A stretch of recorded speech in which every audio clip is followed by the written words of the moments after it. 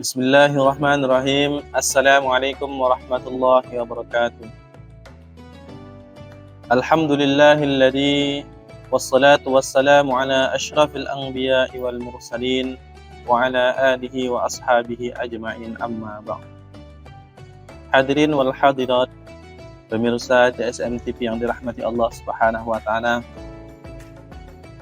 Marilah kita bersyukur kepada Allah Subhanahu wa taala atas limpahan rahmat dan kasih sayangnya kepada kita, sehingga kita masih bisa diberikan kesempatan oleh Allah Subhanahu wa taala untuk bertakwa dan beriman kepada Allah Subhanahu wa taala. Selawat serta salam tidak lupa kita aturkan kepada junjungan kita Nabi Muhammad sallallahu alaihi wasallam. Karena apabila seseorang memberikan selawat kepada baginda Nabi sallallahu alaihi wasallam, maka Allah Subhanahu wa taala akan memberikan padanya 10 rahmat. Innallaha wa malaikatahu yusholluna 'alan nabi ya ayyuhalladzina amanu shallu 'alaihi wa sallimu taslima.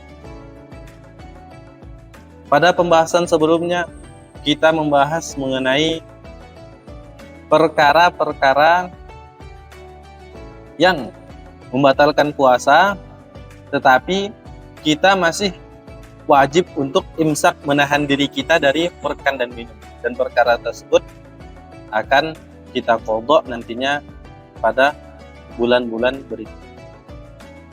Dan pembahasan hari ini akan membahas mengenai seseorang yang berkumur-kumur, kemudian kumurnya tersebut dengan sebab kumur ada air yang masuk ke dalam kerongkongan dia, ke tenggorokan dia. Ini bagaimana hukum? Maka kita jelaskan. Maka hukum umum dari perkara tersebut, kejadian tersebut adalah membatalkan puasa dia. Tapi sebenarnya ini ada tafsil. Tapi hukum umumnya adalah membatalkan puasa dia. Maka hadirin Allah Subhanahu wa taala, yang pertama-tama dari tafsil tersebut adalah apabila dia berkumur-kumur, tapi kumur-kumur ini adalah kumur syar'i, kumur-kumur yang diperintahkan. Misalnya dia ini wudu, atau kumur-kumur dia untuk menghilangkan najis yang ada dalam mulutnya. Maka apabila kumur-kumurnya syar'i atau perkara yang diperintahkan, maka ini ada dua. Yang pertama, apabila kumur-kumurnya ini berlebihan, maka akan membatalkan puasa dia. Kumur-kumur dalam wudu apabila berlebihan maka akan membatalkan puasa dia apabila air masuk ke dalam tenggorokan dia. Kemudian yang kedua, apabila kumur-kumurnya tidak secara berlebihan, hanya biasa-biasa saja, kumur-kumur biasa-biasa saja, tidak sampai berlebihan, tidak mubalah dalam ini, tidak membatalkan puasa dia. Terus pembagian yang kedua, kumur-kumur yang di dalamnya tidak ada perintah. Kumur-kumur yang bukan syar'i, hanya dia kumur-kumur biasa saja, mungkin untuk menyegarkan mulut dia, menyegarkan badan dia sehingga dia berkumur, maka hukumnya mutlak, tidak ada tafsil di dalamnya.